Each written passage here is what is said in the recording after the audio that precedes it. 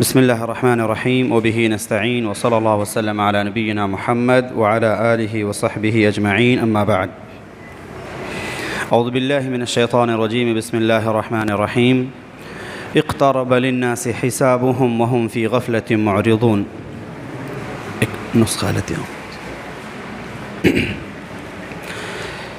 حمد و صلات کے بعد عزیزان گرامی اور پردہ نشین خواتین مائیں اور بہنیں، اللہ کے فضل و کرم سے سورہ انبیاء کی آج ہم نے تلاوت سنی۔ اللہ تعالی ہماری بشری لغزشوں کو معاف فرمائے، ہمارے طرف سے ہر قسم کی نیکیاں اور حسنات کو قبول فرمائے۔ جو کچھ بھی ہم سے عبادت انجام ہو رہے ہیں، یقینی طور پر ان کے اندر کمی ہے، اللہ تعالیٰ ان کمیوں کو معاف فرمائے اور ہمارے طرف سے ان کو قبول فرمائے، آمین۔ گزشتہ کل سورہ مریم کی تفصیل کے بعد سورہ طٰہٰ اور سورہ انبیاء اور انشاءاللہ سورہ حج تفصیل کے ساتھ نہیں، بس اہم موضوعات کی طرف اشارہ کیے جائیں گے، چونکہ یہ ایسے عناوین ہیں جو تقریباً ہمارے پاس آ چکے ہیں اس سے پہلے بھی۔ سب سے پہلے حضرت موسیٰ علیہ السلام کا ایک تفصیلی واقعہ ہے کہ موسیٰ علیہ السلام کی یہاں پیدائش تو نہیں، البتہ نبوت سے ان کی یہاں شروعات ہوتی ہے کہ کس طریقے سے ان کو پہاڑ جو طور نامی پہاڑی ہے وہاں ان کو نبوت ملی، اللہ تعالیٰ ڈائریکٹ ان سے بات کیا، اور دوسری جگہوں پر اللہ تعالیٰ نے کہا کہ موسیٰ علیہ السلام جب بات کرتے تو ایک بار انہوں نے خواہش بھی ظاہر کی، اللہ میں دیکھنا چاہتا ہوں۔ اللہ تعالیٰ نے کہا دنیا میں نہیں دیکھ سکتے ہو، اس قسم کی آنکھوں سے آپ نہیں دیکھ سکتے ہیں، اور جو مومنین اللہ رب العالمین کو دیکھیں گے جنت میں تو وہ دنیا ہی الگ ہوگی، اللہ تعالیٰ انسان کو وہ طاقت دے گا کہ وہ اللہ رب العالمین کو دیکھ سکیں گے۔ نبی علیہ السلام فرماتے ہیں کیفیت یہ ہوگی کہ پریشانی بالکل بھی نہیں ہوگی، جیسے آپ کے سامنے 14ویں چاند ہو اور بدلیوں سے بالکل صاف ہو، کیا دیکھنے میں کوئی پریشانی محسوس ہوتی ہے؟ بالکل نہیں۔ ایسے ہی اللہ تعالیٰ کو مومنین دیکھیں گے۔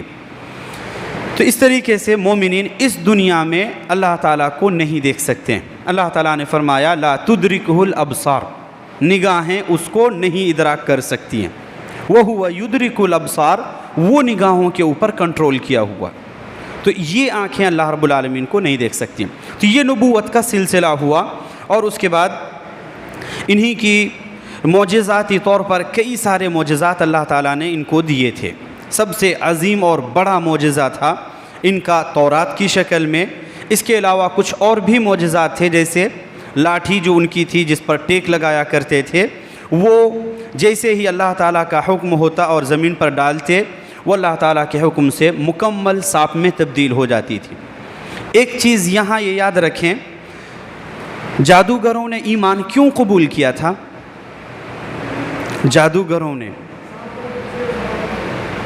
جادوگروں کے اسلام لانے کی مین وجہ جو مفسرین بتلاتے ہیں، وہ اس وقت کے بڑے لیول کے جادوگر تھے۔ اس وقت ان سے بڑا جادوگر اور کوئی نہیں ہو سکتا۔ ان کا جادو تھا، وہ اللہ تعالیٰ کا تھا یخیل الیہم، ان کو ایسا لگتا تھا کہ یہ سانپ ہے، ریئل نہیں ہوتا تھا۔ لیکن موسیٰ علیہ السلام کا جو اللہ تعالیٰ نے یہ معجزہ دیا، سانپ کی شکل میں تبدیل ہوتا، یہ اصلیت چینج ہوتی تھی۔ وہ اس وقت لاٹھی تھی ہی نہیں، بلکہ وہ پوری سانپ کے اندر تبدیل ہو جاتی، تصور نہیں ہے ایسا۔ تو اس کے لیے ان لوگوں نے سمجھا کہ یہ جادو نہیں ہے، یہ ایک معجزہ ہے، اور بغیر کسی تاخیر کے ان لوگوں نے اسلام قبول کیا۔ یہی وجہ، بڑی وجہ ہے۔ ایک تو اللہ تعالیٰ کی توفیق ہے، اللہ تعالیٰ ہدایت دینا چاہے، لیکن ان کے چونکہ اس میدان کے وہ ماہر تھے، جادو کے میدان کے وہ ماہر تھے، اس اعتبار سے ان کو سمجھ میں آیا کہ یہ ہمارے طرح سے جادو نہیں ہے، یہ اللہ تعالیٰ کا معجزہ ہے، جیسے یہ خود کہتے ہیں۔ اس طرح سے انہوں نے اسلام قبول کیا۔ اسی طرح سے حضرت ہارون علیہ السلام کی نبی بنانے کا ذکر ہے، اور اخیر میں ایک واقعے کا ذکر ہے موسیٰ علیہ السلام ہی کی زندگی میں۔ جب موسیٰ علیہ السلام تورات کے لیے گئے، یا 40 دنوں کی جو متعین طے ہوئی بات، اللہ رب العالمین کے یہاں بات کرنے کے لیے جب جا رہے تھے اپنے پیچھے حضرت ہارون علیہ السلام کو رکھ کر کے گئے کہ قوم کی نگرانی کریں گے۔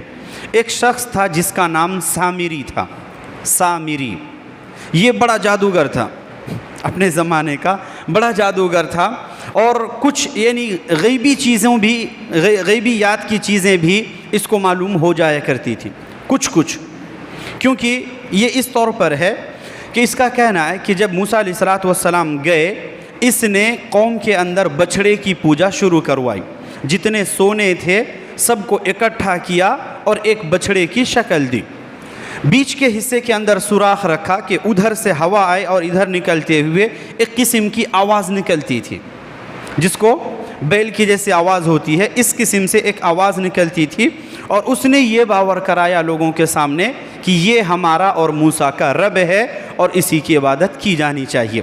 لوگوں نے عبادت کی بھی۔ حضرت ہارون بہت ممکن جو ان کے حد تک تھی، اللہ تعالیٰ نے جو ان کو طاقت دی تھی، بہت ممکن کوشش کیے، لیکن جب قوم نہیں مانی تب وہ خاموش ہوئے۔ موسیٰ علیہ السلام تورات لے کر کے آ رہے تھے، اللہ تعالیٰ نے خبر دی تھی کہ تمہاری قوم میں ایسی باتیں ہوئی ہیں۔ حضرت موسیٰ نے کہا بھائی کو چھوڑ کر کے آیا ہوں، میرا بھائی ہے، انشاءاللہ اس طرح سے چیزیں نہیں ہوں گی۔ جب دیکھا قوم کے اندر کی بچھڑے کی پوجا شروع ہو چکی ہے، تختیاں تھی تورات کی، زمین پر پٹخ دی غصے کے مارے، اور اپنے بھائی کی داڑھی پکڑے اور کہا آپ نے ایسا ہونے کیسے دیا؟ آپ کو ذمہ داری دے کر کے گیا تھا کہ قوم کی حفاظت کریں گے، تو آپ نے ایسا ہونے کیوں دیا؟ انہوں نے کہا اے بھائی، بات یہ ہے کہ اپنی حد تک جتنی تھی میں نے کوشش کی، لیکن خاموش رہنے کی وجہ یہ ہے کہ اگر میں زیادہ سختی کروں تو لوگ دو حصوں میں تقسیم ہو جائیں گے، اور تو آنے کے بعد کہے گا کہ تو نے پھر بنی اسرائیل کو دو حصوں پہ تقسیم کیوں کیا؟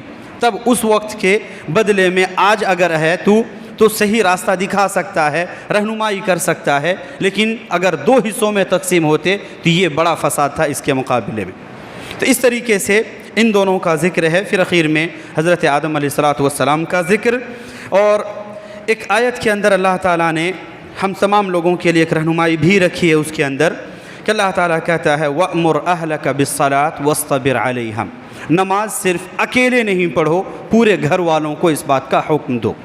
ہمارے یہاں ہوتا ہے گھر کے جو بڑے ہوتے ہیں بس وہی دونوں طرف کا مورچہ سنبھالے ہوتے ہیں، نہیں، جو مرد ہیں وہ مسجد میں اور جو عورت ہیں وہ گھر میں، باقی جو بچے ہوتے ہیں خواہ وہ بڑے ہوں یا چھوٹے ہوں، الا من رحم ربی، اکثر ایسا ہوتا ہے کہ یہ بیچ والے گول ہوتے ہیں، چونکہ مورچہ ان دونوں لوگوں نے سنبھال لیا ہے۔ یہ ایسا نہیں ہونا چاہیے۔ اللہ تعالیٰ آپ میں سے ہر شخص سے پوچھے گا، بڑے ہوں چھوٹے ہوں، اللہ تعالیٰ ہر ایک سے پوچھے گا، وہ کریں گے، وہ اپنی ذمہ داری کریں گے، اور آپ کی ذمہ داری آپ کو خود ادا کرنی ہے، وہ دوسرے نہیں آئیں گے اس کے لیے۔ کچھ ذمہ داریاں ہیں ایک دوسرے کو ہیلپ کرتے ہوئے نکل جائیں گے، لیکن دینی امور آپ کو خود انجام دینے۔ اللہ تعالیٰ آپ سے خود آپ کے بارے میں پوچھا جائے گا کہ اللہ تعالیٰ آپ کو پوچھے گا کہ آپ نے کیا کیوں نہیں۔ اس کے لیے اللہ تعالیٰ نے کہا خود بھی نماز پڑھیں اور اپنے گھر والوں کو بھی نماز کے لیے کہیں، وَاصْطَبِرْ عَلَيْهَا، اور اس راہ میں آپ صبر کریں، اللہ تعالیٰ سے مدد مانگیں، اور اللہ تعالیٰ ہی ہے جو ایک انسان کو توفیق دینے والا ہے۔ اس طریقے سے سورہ طٰہٰ کا اختتام ہوا۔ سورہ انبیاء، نام سے ہی انبیاء کا ذکر آ رہا ہے، نہیں، کئی سارے انبیاء کرام کا یہاں ذکر ہوا ہے۔ اگر کہا جائے تو تفصیل کے ساتھ حضرت ابراہیم علیہ السلام کا ذکر آیا، جو قوم کے ساتھ ان کا پیش آیا تھا۔ بت توڑنے والا قصہ جانتے ہیں، تفصیل میں نہ جاتے ہوئے وہی واقعہ یہاں ذکر کیا ہے، اور اس طریقے سے انہوں نے ثابت کیا کہ جتنے بھی لوگ یا جتنی بھی چیزیں اللہ کے علاوہ پوجی جاتی ہیں، عبادت کی جاتی ہیں، ان میں کتنی کمزوری ہے، ایک مثال کے ذریعے سے انہوں نے لوگوں کے سامنے رکھا۔ انشاءاللہ تھوڑی دیر میں بات آ رہی ہے۔ اللہ تعالیٰ نے فرمایا اقترب للناس حسابهم، لوگوں سے حساب کا وقت قریب آ چکا ہے، وہم فی غفلۃ معرضون، اس کے باوجود لوگ غفلت میں ہیں، اللہ تعالیٰ کے احکام اس کو یاد کرنے سے دور بھاگ رہے ہیں۔ ما یأتیہم من ذکر من ربہم محدث، یہ چیزیں کوئی نئی چیزیں نہیں ہیں، زمانے سے چلی آ رہی ہیں۔ वहुम यलअबून, सुनते हैं लेकिन उसका खिलवाड़ बना करके, मजाक बना करके इग्नोर कर जाते हैं और निकल जाते हैं। लाहियतन कुलूबुहुम, उनके दिल इन चीज़ों से गाफिल हैं। व असर्रुन नजवा, चुपके चुपके इन बातों की सरगोशी भी करते हैं कि ये ऐसे ही बोलते रहते हैं, इनको जाने दीजिए। इस किस्म के इस्तेहज़ा और मजाक के काम खुले तौर पर तो ना सही लेकिन चुपके चुपके अंजाम देते हैं और कहते हैं कि ये हमारे ही जैसा एक इंसान है। जादूगर और शायर, इस किस्म के बहुत सारी चीज़ें ये अंबिया के ताल्लुक़ से कहते हैं। अल्लाह ताला कहता है कि ये चीज़ें हैं, जब एक इंसान को मौका दिया जाता है तो अल्लाह ताला की तरफ से ढील दी जाती है, लेकिन जब अल्लाह ताला पकड़ेगा तो अल्लाह ताला कहता आपको एहसास भी नहीं होगा।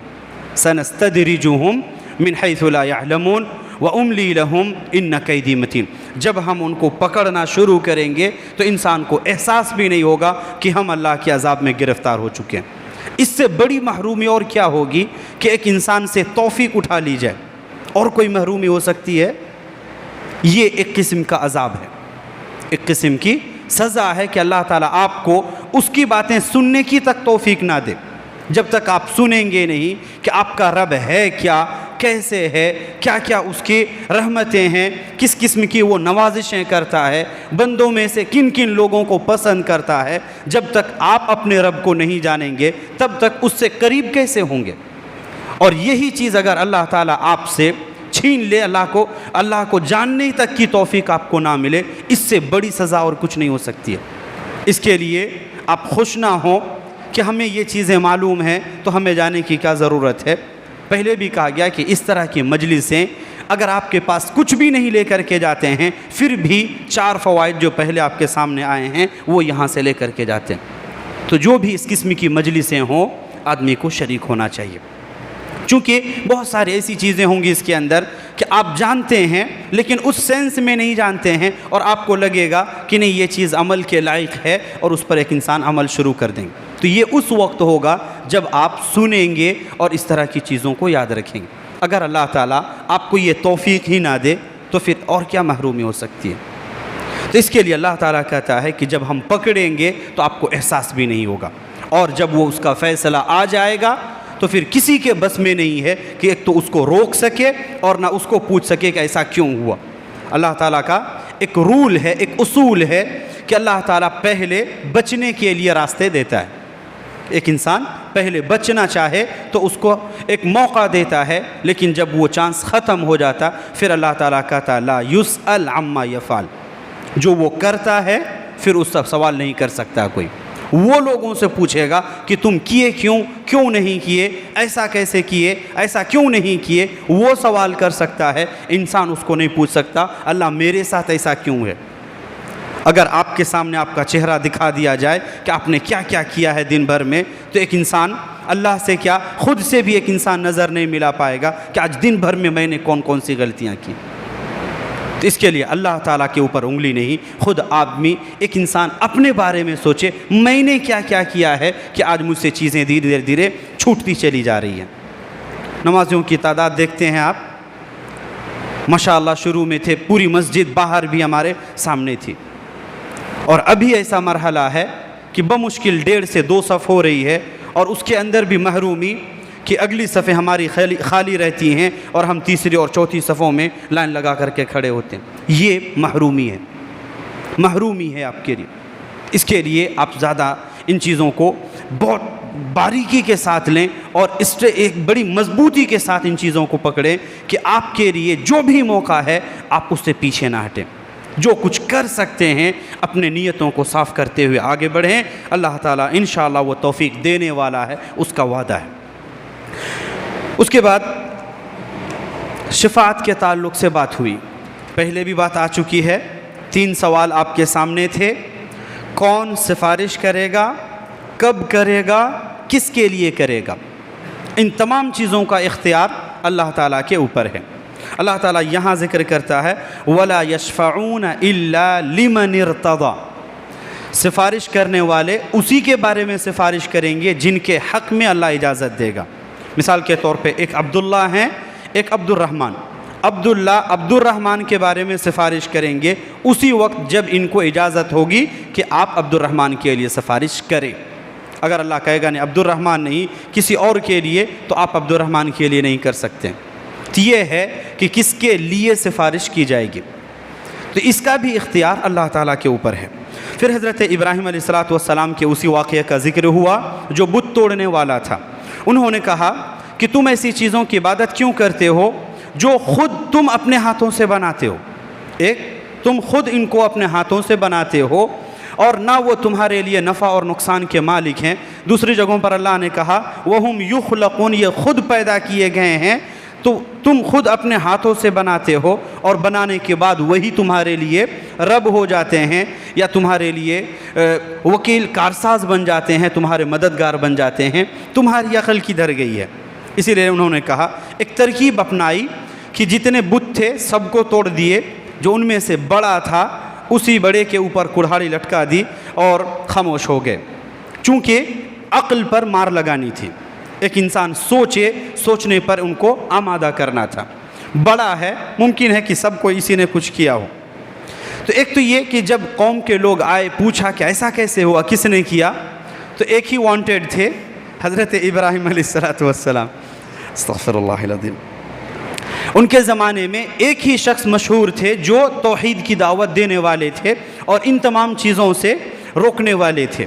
سب سے پہلی نگاہ وہیں گئی، ان کو بلایا گیا اور پوچھا آپ نے کیا؟ تو انہوں نے کہا کبیرہم، ان میں سے بڑے نے کیا ہے، ان کے بڑے نے کیا ہے. اگر حقیقی معنوں میں دیکھا جائے تو یہ جھوٹ نہیں ہے، خود وہ ان سے بڑے تھے. ایک انسان ایک پتلے سے بڑا ہوتا ہے اور کام انہوں نے ہی کیا ہے، لیکن لوگوں کو سمجھ میں آیا کہ بڑے سے مراد بڑا بت ہے جس کے کندھے پر کلہاڑی ہے. تو اسی لیے محدثین نے اس چیز کو حضرت ابراہیم علیہ السلام کی طرف سے توریہ کہا ہے کہ ایک ایسا لفظ جس میں دو معانی ایک ساتھ لیے جا سکتے ہوں، جس میں دو معانی ایک ساتھ لیے جا سکتے ہوں، اور اس کو جھوٹ بھی نہیں کہتے ہیں. جھوٹ تب ہو جب ایک انسان کہے میں نے نہیں کیا. یہاں جھوٹ اس وقت ہوتا جب کہتے کہ میں نے نہیں، اس نے کیا ہے جو بڑا بت ہے. اور انہوں نے بت کا بھی ذکر نہیں کیا بلکہ قال کبیرہم، ان میں سے بڑے نے کیا ہے، اور واقعی میں پتلے سے بڑا انسان ہوتا ہے. اس اعتبار سے حضرت ابراہیم نے توریہ کا استعمال کیا جس میں دونوں معنی ایک ساتھ تھے. اور لوگوں سے پوچھا سوال کہ تم ایسی چیز کی عبادت کیوں کرتے ہو جو خود اپنی حفاظت نہیں کر سکتے ہیں، بول نہیں سکتے ہیں، کھا نہیں سکتے ہیں، اگر مکھی بیٹھ جائے تو ہٹا نہیں سکتے ہیں، جو چیزیں نذرانے پیش کرتے ہو یہ خود جب کھا نہیں سکتے ہیں، تو پھر ایسی چیز کی عبادت کیوں کرتے ہو؟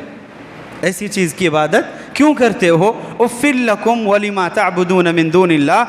اس کے لیے بھی افسوس کہ ایک تو تمہارے لیے افسوس، اور ان لوگوں کے لیے بھی جن کی تم عبادت کرتے ہو اللہ کے علاوہ. دونوں کی عقلوں کے اوپر ماتم ہے، خواہ وہ زندے ہوں یا مردے ہوں. جب کچھ نظر نہیں آیا اور بچنے کے لیے کوئی راستہ نہیں، تو کہا ایسا کرتے ہیں اس کو جلا دیتے ہیں. اکٹھا ہو کر کے پہلے تو کہا اپنے معبودوں کی مدد کرو. ابھی وہی معبود جو اب تک مدد دے رہے تھے اب مدد کے مستحق ہو گئے، اور انسان خود ان کو مدد دینے لگے، اور بعد میں ایک پلاننگ کیے کہ اس طریقے سے حضرت ابراہیم کو آگ میں جلا دیا جائے. کوشش بھی ہوئی، لوگوں نے اپنے طرف سے انجام بھی دیا، لیکن چیزوں کو صلاحیت دینے والا کون ہے؟ اللہ رب العالمین. اس کے حکم سے کوئی بھی چیز حتیٰ کہ ایک ذرہ بھی اپنی جگہ چھوڑتا ہے تو اللہ تعالیٰ کی اجازت کے بغیر نہیں چھوڑ سکتا. تو یہ تو آگ ہے، اور وہ بھی وہ نبی جسے ابو الانبیاء کہا جاتا ہے. ابو الانبیاء، امام التوحید، توحید کے امام. اللہ تعالیٰ نے خود ان کو قدوہ کہا یا امام کہا ہے. تو جب ان کی جان کی بات ہو اور وہ بھی توحید کے باب میں، تو اللہ تعالیٰ ان کی حفاظت نہیں کرے گا. اللہ تعالیٰ نے آگ سے کہا یا نار کونی بردن وسلاما علی ابراہیم، کہ اے آگ تو ٹھنڈی ہو جا اور سلامتی والی ہو جا. بہت سارے لوگ اس کا ترجمہ کرتے ہیں گلے گلزار ہو جانا. حالانکہ اگر آگ کی صلاحیت تبدیل ہو جائے تو وہ ایک قسم کی آزمائش کہاں سے ہوئی؟ وہ آزمائش نہیں ہے. آگ ہے لیکن جلائے نہیں، یہ ہے اصل آزمائش اور ایک انسان کے صبر کا امتحان. تو وہ آگ تبدیل نہیں ہوئی تھی، بس آگ نے جلانے کی صلاحیت ختم کر دی تھی، اور وہ اللہ تعالیٰ تھا جو اس کا حکم دے رہا تھا۔ تو یہ ہے حضرت ابراہیم علیہ السلام کا واقعہ۔ اس کے بعد حضرت لوط، حضرت نوح، داؤد اور سلیمان، حضرت ایوب، نوح، اور اس کے بعد حضرت اسماعیل، ذوالکفل، حضرت ذوالنون کس کو کہا جاتا ہے؟ یونس علیہ السلام، مچھلی والے۔ حضرت ایوب کا ذکر ہوا، بیماری سے ان کی جو پریشانیاں تھیں اللہ تعالیٰ نے ان کے پریشانی سے نجات کا ذکر کیا، اور اس کے بعد حضرت یونس علیہ السلام کا ذکر کیا، اور ان کی اس خاص دعا جو ہر بے چین انسان کو پڑھنی چاہیے۔ دعا کون سی ہے؟ یہاں تک تو ماشاءاللہ، لیکن امید کرتے ہیں کہ اوپر بھی ایسی ہی آواز آئی ہوگی۔ لا الہ الا انت سبحانک انی کنت من الظالمین۔ یہ دعا جب بھی آپ بے چین ہو، اکیلا پن محسوس کریں، آپ کے سامنے دنیا کی کوئی طاقت نظر نہ آ رہی ہو، آپ کے سامنے بالکل اندھیرا ہو، آپ اس دعا کو کریں، اللہ تعالیٰ آپ کے لیے راستے ہموار کرے گا، آپ کی بے چینی دور کرے گا، اور آپ کے دل میں سکون نازل کرے گا انشاءاللہ العزیز، یہ اس کا وعدہ ہے۔ اس کے بعد حضرت زکریہ، اور زکریہ کے ساتھ حضرت مریم، اس کے کچھ دیر ہی کے بعد اللہ تعالیٰ نے یاجوج اور ماجوج کا ذکر کیا۔ یہی آخری بحث ہوگی، پھر حج کو انشاءاللہ کل کے لیے رکھیں گے۔ یاجوج اور ماجوج یہ انسان ہی ہیں۔ پہلے بھی کہا گیا تھا جب حضرت نوح علیہ السلام کی اور حضرت نوح علیہ السلام کے زمانے میں جب کشتی کا ذکر ہوا تھا، تو اسی ضمن میں بات آئی تھی کہ نسلیں حضرت نوح علیہ السلام کے 3 اولاد تھے، 3 بیٹے، انہی کی نسل بعد میں پوری دنیا پر پھیلی، اسی وجہ سے ان کو آدم ثانی کہا جاتا ہے۔ تو ایک قول کے مطابق یافث بن نوح ایک لڑکے تھے، ان کا نام یافث، یا الف فاسا، یافث، ان کی اولاد یاجوج اور ماجوج کہی جاتی ہے۔ یہ اصلاً انسان ہی تھے، لیکن بڑے فتنے والے تھے، جہاں جاتے لوگوں کا جینا حرام کر دیتے، جہاں جاتے کھانے پینے کی چیزیں لوٹ لیتے، جیسے گنڈے موالی قسم کے ہوتے ہیں، اس قسم کے صفات ان کے تھے۔ شکل و صورت کی بات کریں تو کچھ لوگوں نے موجودہ زمانے کے چائنا، فلپین، انڈونیشیا، ان لوگوں کو کہا ہے۔ وجہ یہ ہے کہ احادیث کے اندر جو صفات بتلائے گئے ہیں یاجوج اور ماجوج کے، سیم اسی طرح کے ہیں کہ چہرے چپٹے ہوں گے، ڈھال کی طریقے سے ان کے چہرے کی بناوٹ ہوگی۔ تو اس اعتبار سے کچھ لوگوں نے کہا ہے، لیکن ایسا نہیں ہے، چونکہ یہ قوم کہاں ہے، کیسے ہے، یہ اللہ تعالیٰ ہی بہتر جانتا ہے۔ ذوالقرنین ایک بادشاہ تھے، اس روئے زمین پر کہتے ہیں کہ تقریباً پوری دنیا پر حکومت کرنے والے 4 ہی لوگ پیدا ہوئے ہیں اب تک، تقریباً، پورا نہیں، تقریباً پوری دنیا پر حکومت کرنے والے 4 لوگ، 2 مسلمان اور 2 کافر۔ کافروں میں سے ایک کہا جاتا ہے نمرود، اس کا ایک ذکر آتا ہے، اور دوسرا فرعون، دوسرے کے بارے میں فی الحال واضح نہیں ہوں، لیکن 2 کافروں کا ذکر آتا ہے، ایک نمرود ہے اور دوسرا غالباً فرعون ہے۔ اور مسلمانوں میں سے 2 لوگ، ایک ذوالقرنین جس کا ہم ذکر کر رہے ہیں، اور دوسرے تھے حضرت سلیمان علیہ السلام۔ عمر تقریباً 2 آبادی کے اوپر، 2/3 آبادی کے اوپر قابض تھے، اور سلیمان علیہ السلام کا پہلے ذکر آتا ہے۔ خیر، یہ پرانی تاریخی باتیں ہیں، کو ہو سکتا ہے کہ کچھ غلط بھی ہوں، کچھ صحیح بھی ہوں، لیکن جو لوگوں کے درمیان رائج ہے اس اعتبار سے، چونکہ یہ دینی مسئلے سے اتنا ریلیٹڈ نہیں ہے۔ تو یہ 4 لوگ، ان میں سے ایک شخص ہے ذوالقرنین۔ کہا جاتا ہے ذوالقرنین نام رکھنے کی وجہ اس کی ٹوپی ایسی تھی کہ جس میں 2 سینگ جیسے لگے ہوئے تھے پیچھے کی طرف، جیسے کوئی ڈیزائن وغیرہ بناتے ہیں اس طریقے سے 2 چیز ایسے پر کے جیسے نکلے ہوئے تھے، جس کی وجہ سے اس کو 2 سینگ والا انسان کہا جاتا تھا۔ یا کچھ لوگوں نے کہا کہ مشرق اور مغرب دونوں طرف اس کی فتح ہوئی تھی، اس اعتبار سے قرن، جہاں سے سورج طلوع ہوتا ہے یا جہاں ڈوبتا ہے، اس کو بھی قرن سے تعبیر کیا گیا ہے، اور قرن سے مراد قرن الشیطان، شیطان کے سینگ جہاں سورج اٹھتا ہے اور جہاں سورج ڈوبتا ہے، شیطان وہاں اپنا سر رکھ دیتا ہے تاکہ جتنے لوگ اس وقت عبادت کریں گے وہ انجانے میں اس شیطان کی عبادت کریں گے۔ تو اس طریقے سے اس کو قرن الشیطان کہا گیا ہے، اس طرح سے اس کو ذو القرنین کہا جاتا ہے۔ کون ہے یہ شخص؟ ایک بڑا معمہ بنا ہوا ہے۔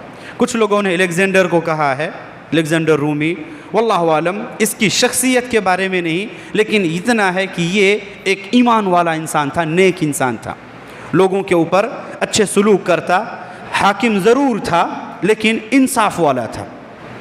جب یہ گزر رہا تھا جہاں آتنک پھیلا ہوا تھا یاجوج اور ماجوج کا، لوگوں نے اکٹھا ہو کر کے کہا ان لوگوں نے ہمارے لیے پریشانیاں دن بدن بڑھائی جا رہے ہیں یہ لوگ، اور ہمارے لیے جینا مشکل ہو رہا ہے، ایسا کریں ان کے فتنے سے ہمیں نجات دے دیں۔ اکٹھا ہونے کے بعد انہوں نے کہا ایسا کرو جتنا بھی چیزیں ہیں اللہ تعالیٰ نے اولاً میرے لیے جتنا دولت کی ضرورت ہے اللہ نے مجھے دیا ہے، بس تم لوگ ہاتھ کے ذریعے سے اس پر میرا سپورٹ کرو۔ اور کہا جاتا ہے کہ ایک وادی تھی، دونوں طرف پہاڑیاں اور بیچ میں ایک خالی جگہ تھی گڈھے کی شکل میں، جس راستے سے جو گزرگاہ کے طور پر اس کا استعمال پہلے ہوتا تھا، اسی راستے سے وہ لوگ آتے تھے۔ حضرت ذو القرنین نے کہا کہ اس پر ایک بند لگا دیتے ہیں، جتنا بھی تانبا پیتل جتنی بھی چیزیں تھیں ان تمام چیزوں کو گلا کر پگھلا کر کے اوپر سے نیچے تک پوری برابر کر دی، اور اس کے بعد ایک ہی چیز کہا کہ یہ فَمَا اسْطَاعُوا أَن يَظْهَرُوا، شاید بات آ چکی ہے، فَمَا اسْطَاعُوا أَن يَظْهَرُوا، اب اس دیوار کے بعد نہ لوگ اوپر سے چڑھ کے آ سکتے ہیں، وَمَا اسْتَطَاعُوا لَهُ نَقَبًا، اور نہ سوراخ کر کے نیچے سے سرنگ بنا کر آ سکتے ہیں۔